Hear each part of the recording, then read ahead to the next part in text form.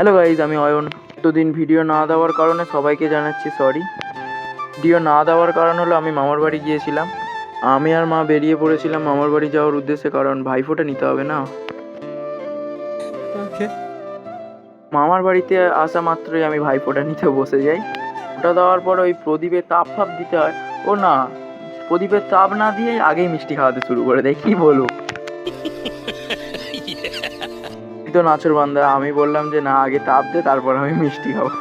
তাও তাপ দিল তো দিল, দুবার দিল। আমি বললাম যে আরেকবার বাকি আছে, দেখো তাও মিষ্টি খাওয়াচ্ছে। মানে সত্যি খুব কষ্টে সৃষ্টে 3বার তাপ দিয়ে আমাকে মিষ্টি খাওয়ালো।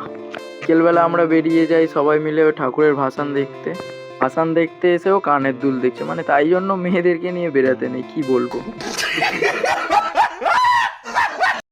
তারপরে ভাসান দেখতে এসে এখানে দেখি বক্সের কম্পিটিশন হচ্ছে।